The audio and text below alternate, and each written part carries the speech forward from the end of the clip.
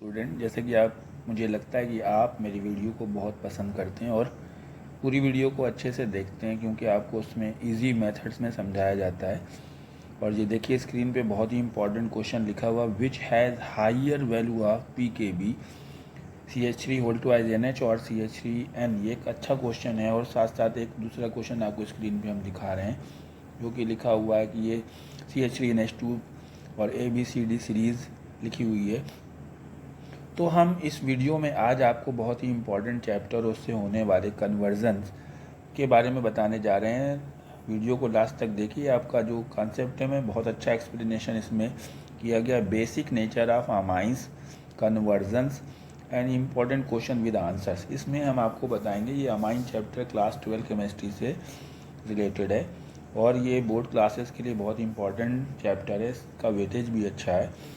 तो हम पहले आपको बेसिक नेचर के बारे में बताएंगे, फिर इससे रिलेटेड कुछ क्वेश्चंस को बताएंगे। तो वीडियो को लास्ट तक देखिएगा और आपको इससे क्वेश्चन के चांसेस भी हैं। तो सबसे पहले तो हम बता दें कि अमाइंस का बेसिक नेचर का क्या कॉन्सेप्ट है। अमाइन का बेसिक नेचर हम कैसे फाइंड आउट करते हैं। Basic nature of amine amines. Generally amines जो है 3 टाइप्स के होते हैं, जिसमें नाइट्रोजन होता है और अगर 2 बांड पे हाइड्रोजन लगा हुआ है और 1 बांड पे कोई एल्काइल या अराइल ग्रुप लगा हुआ है तो ये प्राइमरी अमाइन बोले जाते हैं। नाइट्रोजन में 5 इलेक्ट्रॉन्स होते हैं, जिसमें से 3 इलेक्ट्रॉन्स आपने शेयर कर लिए हैं, एक लेफ्ट में, एक राइट में और एक नीचे। एक पेयर इलेक्ट्रॉन यानी 2 इलेक्ट्रॉन अभी बचे हुए हैं। इस पेयर की वजह से ही ये बेसिक बोला जाता है। बेसिक नेचर इसी पेयर की वजह से होता है। अगर कोई कंपाउंड इलेक्ट्रॉन डोनेट कर सकता है तो वो बेसिक होता है। और इसमें नाइट्रोजन पे एक पेयर इलेक्ट्रॉन है और अगर यहाँ पे ये फील करता है कि इलेक्ट्रॉन हमारे बढ़ रहे हैं यानी डेंसिटी बढ़ रही है तो बेसिक नेचर बढ़ जाता है। यानी कि मेन कॉन्सेप्ट जो है बेसिक नेचर का वो ये होता है कि अगर नाइट्रोजन पे इलेक्ट्रॉन डेंसिटी ज़्यादा होगी तो मोर बेसिक होगा। मोर इलेक्ट्रॉन डेंसिटी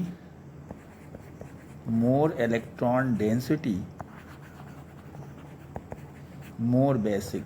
यानी आप कभी भी लिखेंगे कि अगर आंसर देंगे तो आपको ये बात ज़रूर बोलनी होगी कि इस पे इलेक्ट्रॉन डेंसिटी ज़्यादा है, इसकी वजह से ये ज़्यादा बेसिक है। अब इलेक्ट्रॉन डेंसिटी कैसे हम चेक करते हैं, किस में ज़्यादा है किस में कम है, इसी को सीखना है हमें। देखिए सबसे पहला कंपाउंड है अमोनिया। अमोनिया में 3 हाइड्रोजन होते हैं और एक पेयर इलेक्ट्रॉन होता है। एक पेयर इलेक्ट्रॉन है जिसकी वजह से अमोनिया भी बेसिक होता है। अमोनिया भी बेसिक होता है क्योंकि इलेक्ट्रॉन पेयर वो डोनेट कर सकता है। पहला रीज़न ये है कि वो इलेक्ट्रॉन पेयर डोनेट करेगा। अगर इलेक्ट्रॉन पेयर डोनेट करेगा तो वो बेसिक होगा। जैसा कि आप जान रहे हो कि हमने आपको बताया कि अमोनिया बेसिक है। क्यों बेसिक है? क्योंकि इसके पास लोन पेयर है, लोन पेयर इलेक्ट्रॉन है। और हमने आपको बताया कि अगर इलेक्ट्रॉन की डेंसिटी बढ़ जाए तो और बेसिक हो जाएगी कोई चीज़। अगर इलेक्ट्रॉन की डेंसिटी कैसे बढ़ेगी, यानी कि इस नाइट्रोजन के पास और इलेक्ट्रॉन कहीं से आ जाएं, कहीं से और इलेक्ट्रॉन पहुंच रहे हों तो इसकी डेंसिटी बढ़ जाएगी। और अगर इलेक्ट्रॉन कहीं दूर जा रहे होंगे तो डेंसिटी कम हो जाएगी। तो हम अगर डेंसिटी बढ़ा दें तो ज़्यादा बेसिक हो जाएगा और डेंसिटी कम कर दें तो कम बेसिक हो जाएगा। और इसी के साथ साथ ये भी आपको बता दें कि कौन सी चीज़ें ऐसी हैं जो डेंसिटी बढ़ा देती हैं। जैसे हमारा कोई CH3 ग्रुप अगर जोड़ दिया जाए तो CH3 ग्रुप इलेक्ट्रॉन को अपने से धक्का देता है, दूर करता है। अगर दूर करेगा, अगर नाइट्रोजन से CH3 जोड़ देंगे तो नाइट्रोजन की तरफ इलेक्ट्रॉन जाएगा और पहले से 2 इलेक्ट्रॉन थे, डेंसिटी बढ़ जाएगी और डेंसिटी बढ़ जाएगी तो और बेसिक हो जाएगा। जैसे ही हम एक CH3 ग्रुप जोड़ते हैं तो ये अमाइन बन जाता है और ये प्राइमरी अमाइन होता है।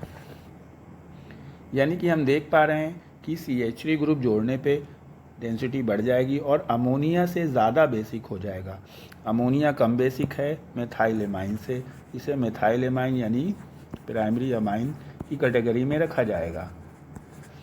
फिर से देखते हैं, अगर हम एक और CH3 जोड़ देते हैं हाइड्रोजन हटा करके, मान लीजिए कि हमने नाइट्रोजन लिया है और इधर से CH3 जोड़ दिया है, CH3 धक्का देगा, डेंसिटी को बढ़ाएगा, और एक CH3 इधर से भी जोड़ दिया हमने, तो इधर से भी धक्का देगा और डेंसिटी को बढ़ाएगा, और एक हाइड्रोजन लगा है। अब नाइट्रोजन पे डेंसिटी और ज़्यादा बढ़ गई है, क्योंकि दो तरफ से इलेक्ट्रॉन आ रहे हैं नाइट्रोजन की तरफ, और ये और ज़्यादा बेसिक हो गया। तो स्टूडेंट्स, ये आपका सेकेंडरी अमाइन है, यानी कि सबसे कम बेसिक होगा अमोनिया, और उससे ज़्यादा होगा प्राइमरी अमाइन, उससे ज़्यादा होगा सेकेंडरी अमाइन। अब अगर एक हाइड्रोजन और हटा दें, तो एक हाइड्रोजन अगर आप और हटाते हैं और वहाँ पे भी एक CH3 ग्रुप लगा दें, CH3 ये पुश करेगा इलेक्ट्रॉन को, नाइट्रोजन पे थोड़ी डेंसिटी बढ़ाएगा। फिर एक और CH3 लगा दिया, इसने भी पुश किया, एक CH3 और लगा दिया, इसने भी पुश किया, तो अब बहुत ज़्यादा डेंसिटी हो गई और ये टर्शरी अमाइन हो गया, और ये तीनों अमाइन में सबसे ज़्यादा बेसिक होगा।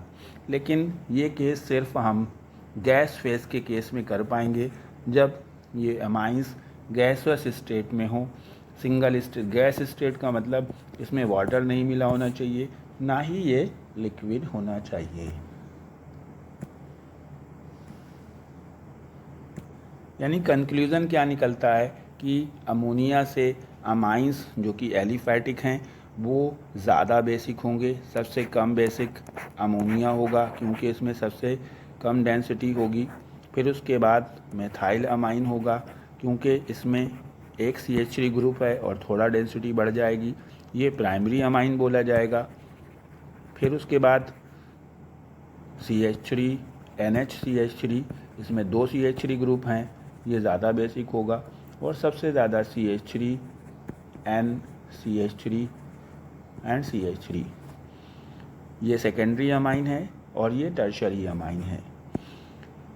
लेकिन कुछ ऐसे ग्रुप हैं जो इलेक्ट्रॉन को अपनी तरफ खींचते हैं और डेंसिटी को कम करते हैं, और डेंसिटी को अगर कम करेंगे तो वो कम बेसिक होंगे। उस कॉन्सेप्ट को भी हम समझ लेते हैं। जैसे हमने बताया ये अमोनिया है, अमोनिया पे एक पेयर इलेक्ट्रॉन है और ये बेसिक है, लेकिन हमने यहाँ पे H हटा करके कोई ऐसा ग्रुप लगा दिया, जैसे हमने फिनाइल ग्रुप लगा दिया, बेंजीन रिंग लगा दी, और बेंजीन रिंग जो होती है इलेक्ट्रॉन को अपनी तरफ खींचती है, यानी ये खींचेगी, अपनी तरफ खींचेगी, तो इलेक्ट्रॉन नाइट्रोजन पे डेंसिटी कम हो जाएगी, नाइट्रोजन पे डेंसिटी कम हो जाएगी तो ये कम बेसिक होगा। यानी अगर आप नाइट्रोजन पे कोई रिंग लगाएंगे, यानी एरोमेटिक अमाइन बनाएंगे, इसे एरोमेटिक अमाइन बोलेंगे, तो वो कम बेसिक हो जाएंगे।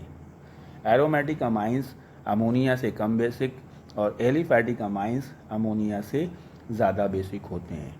अब यहाँ पे एक बात और बता दें, अगर ज़्यादा बेसिक है इसका मतलब उसकी Kb की वैल्यू ज़्यादा है। एक होता है जिसे बोलते हैं dissociation constant, dissociation constant of base. अगर Kb लिख रहे हैं तो उसे डिसोसिएशन कांस्टेंट ऑफ बेस बोलेंगे। जो ज़्यादा बेसिक होगा उसके Kb की वैल्यू ज़्यादा होगी, और जो कम बेसिक होगा उसकी Kb की वैल्यू कम होगी। More value of Kb more basic, more value of Kb value of Kb more basic. यानी जिसमें ज़्यादा बेसिक आ रहा है तो वो उसका Kb ज़्यादा है, या हम ये कहें Kb की वैल्यू ज़्यादा है तो वो वाला सब्सटेंस ज़्यादा बेसिक होगा। तो ये हम कैसे इसको यूटिलाइज़ करते हैं, Kb या Ka एसिड के केस में होता है, Kb बेस के केस में होता है, तो Ka और Kb की वैल्यू सिर्फ एक्वस स्टेट में ही फाइंड आउट करी जा सकती हैं, यानी लिक्विड में गैस फेज में नहीं मान सकते। तो पहले तो हम ये मान लें कि अगर हम 3 अमाइंस हैं, एक प्राइमरी अमाइन है, एक सेकेंडरी अमाइन है, एक टर्शरी अमाइन है, और ये एक्वस केस में है। एक्वस केस यानी पानी मिला दिया गया है, एक्वस स्टेट में है, ये एक्वस स्टेट में है, तो उस केस में ही हम Kb या pKb की वैल्यू को फाइंड आउट करेंगे। और एक्वस स्टेट में बेसिक स्ट्रेंथ का कॉन्सेप्ट अलग है, जैसे अभी हमने आपको बताया था गैस के केस में हमने बताया था कि सबसे कम अमोनिया और फिर प्राइमरी अमाइन और फिर सेकेंडरी अमाइन और टर्शरी अमाइन। लेकिन एक्वस केस में ऐसा नहीं होता, तो ये बहुत ज़्यादा इम्पॉर्टेंट है। अगर गैस फेज पूछा जाएगा तो प्राइमरी सबसे कम, सेकेंडरी उसके बाद और टर्शरी सबसे ज़्यादा होगा। लेकिन एक्वस केस में सेकेंडरी अमाइन सबसे ज़्यादा बेसिक होंगे, और उसके बाद जो 2 अमाइंस बचे उनमें ग्रुप के ऊपर डिपेंड करेगा कि आप CH3 ग्रुप ले रहे हैं या C2H5 ग्रुप ले रहे हैं। मेथाइल ग्रुप लेंगे तो अलग सीक्वेंस होगी और एथाइल ग्रुप लेंगे तो अलग सीक्वेंस होगी। तो एक्वस के केस में सेकेंडरी अमाइन सबसे ज़्यादा बेसिक, एक्वस और मेथाइल ग्रुप ले रहे हैं आप, एक्वस मेथाइल ग्रुप के साथ में सेकेंडरी अमाइन सबसे ज़्यादा, फिर उसके बाद आपका प्राइमरी अमाइन और उसके बाद टर्शरी अमाइन। ये सीरीज़ बहुत ज़्यादा ज़रूरी है।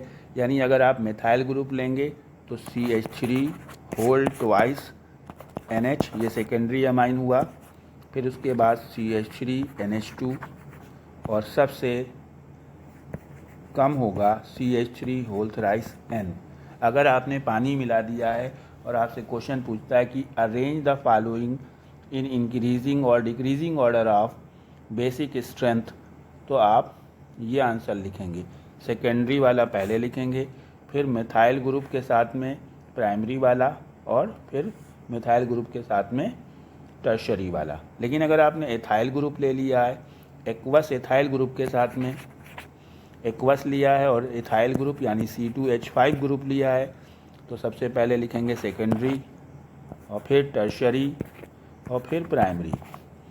सेकेंडरी सबसे पहले होगा, यानी कि हर केस में एक्वस केस के दोनों केस में सेकेंडरी अमाइंस ज़्यादा बेसिक होंगे, यानी C2H5 whole twice NH greater than C2H5 whole thrice N greater than, और सबसे बाद में होगा C2H5 NH2।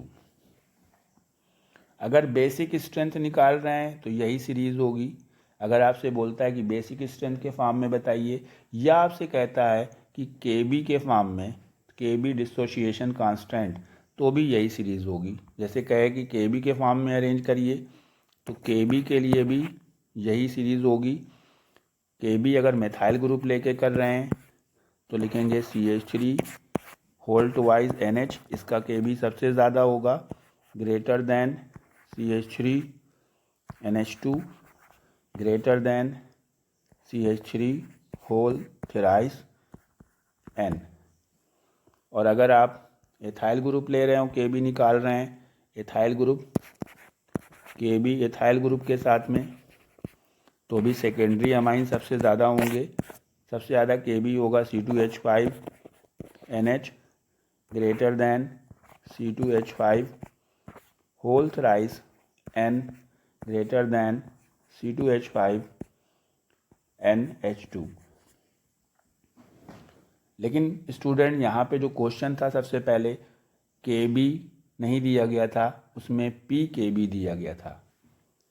जो KB है और PKB है वो एक दूसरे के इन्वर्सली प्रोपोर्शनल होते हैं, यानी PKB is inversely proportional to KB। अगर जो KB की सीरीज़ आएगी उस सीरीज़ को उल्टा कर दें तो PKB आ जाएगा। यानी जिसका PKB ज़्यादा होगा, जो ज़्यादा बेसिक होगा, उसका PKB कम होगा।